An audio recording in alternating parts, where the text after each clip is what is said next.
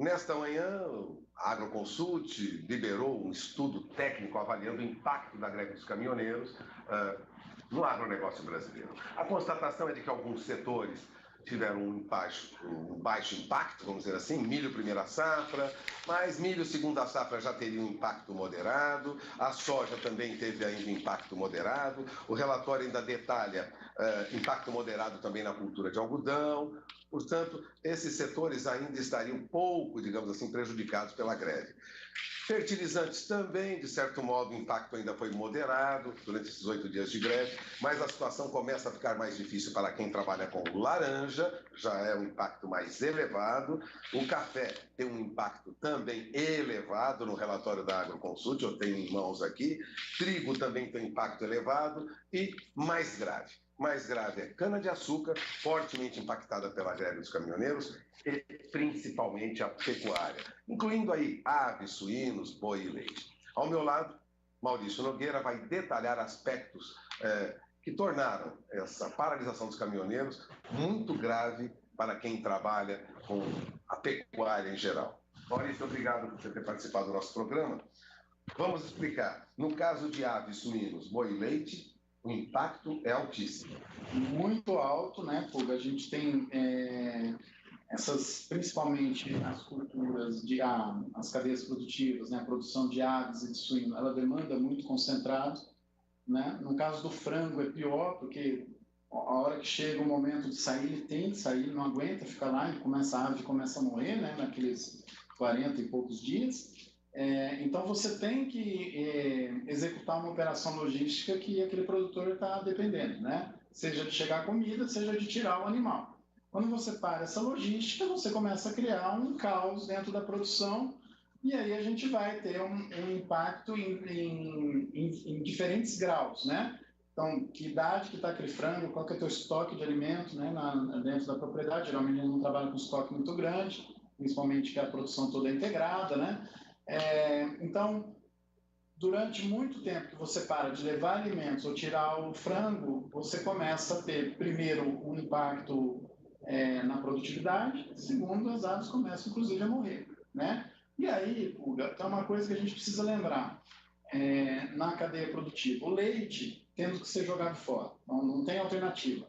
A vaca tem que comer, então não adianta tirar a comida da vaca, ele vai, claro, diminuir o pacote nutricional dessa vaca, vai economizar o máximo possível para manter ela ali na mantença, mas não tem muito o que fazer, principalmente se sua vaca é especializada. Aquele leite acaba sendo jogado fora porque não tem como sair, não tem o que fazer, né?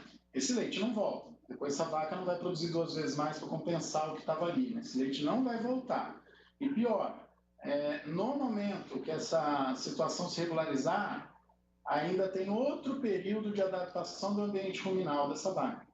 Né? Por quê? Porque você reduziu a comida, reduziu, né? Mudou a composição, provavelmente as fazendas vão trabalhar com dietas mais enriquecidas em volumosos, né? Alimentos volumosos, se tiver também volumoso para tanto, né?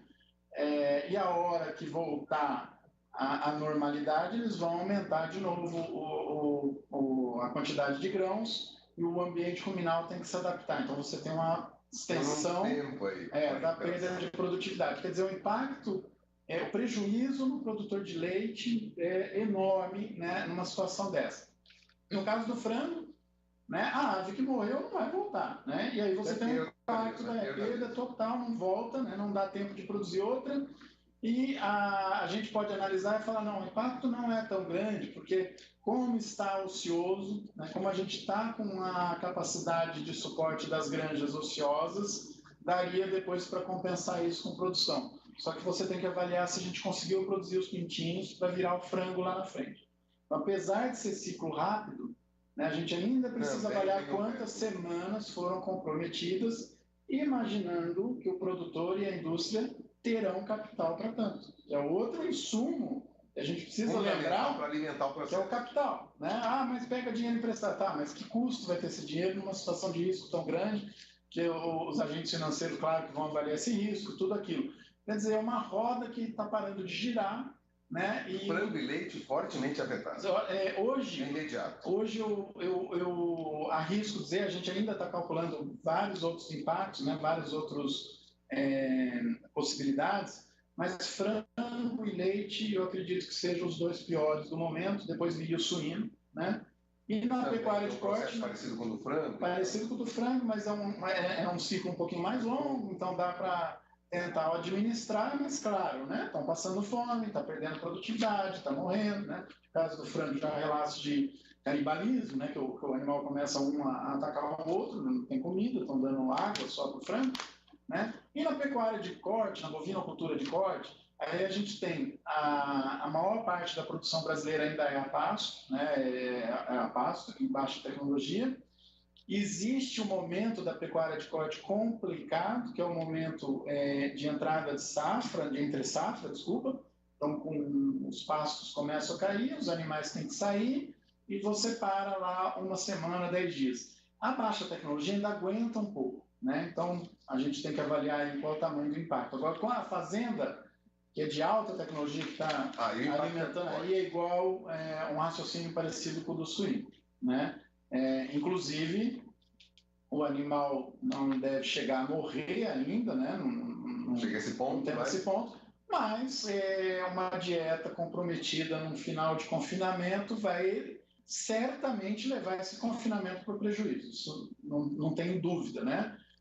Então, todo aquele ciclo, um animal caro, um ativo de elevado valor, né, com um investimento pesado, pode logo ser colocado no prejuízo. Então, essa é a preocupação. Agora, você tem outra avaliação também, já que o Consul fez uma análise, mesmo que rápida, das exportações. Quando falamos de exportação pecuária, incluindo aí frango, a situação também é grave, né? Muito grave. Então, a gente avaliou, né, qual cenário que a gente trabalhou. E segunda-feira começou a greve, a gente trabalhou com o cenário que até terça passou carga perecível, né? Então, animal vivo, ou carne, lácteos, o pessoal deixou passar, mas na quarta já parou tudo.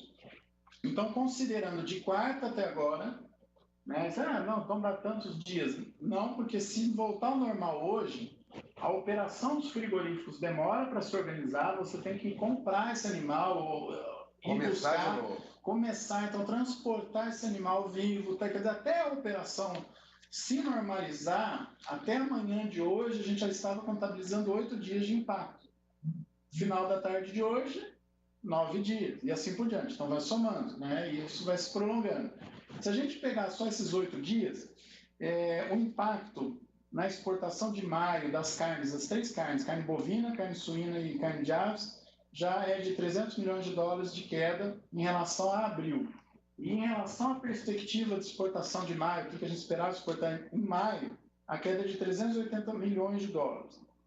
Só a bovina, em relação a abril, 110 milhões de dólares, em relação ao projetado para maio, 145 milhões de dólares. É um prejuízo grande. Um prejuízo grande, analisando só a logística. Eu tenho que analisar também agora o efeito da produção, que ainda é um pouco confuso, porque nós precisamos de um pouco mais de informação para saber qual era o nível que essas aves estavam nas granjas, o suíno, tem variação. E outra coisa, quantas cargas que ficaram retidas serão salvas?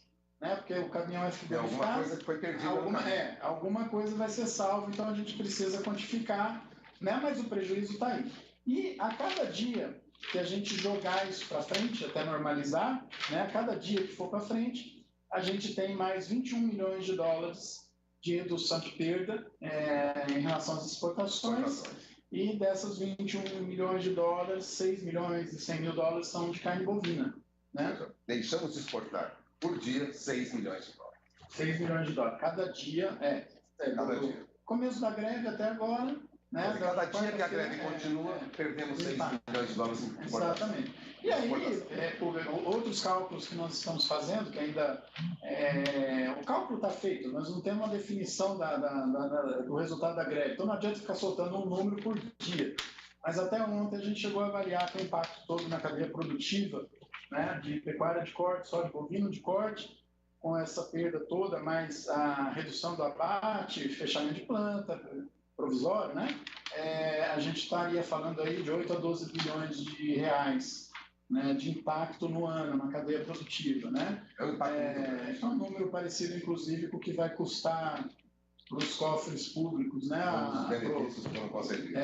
Cofres públicos, leia a gente, né? Nós vamos ter que bancar isso, né? Então, toda essa questão do que se discute, de como que a gente poderia fazer para mitigar esses riscos que a gente corre, eu acho que a saída para a gente é tentar tirar uma lição de tudo isso, né? É uma lição inteligente. Hoje em dia,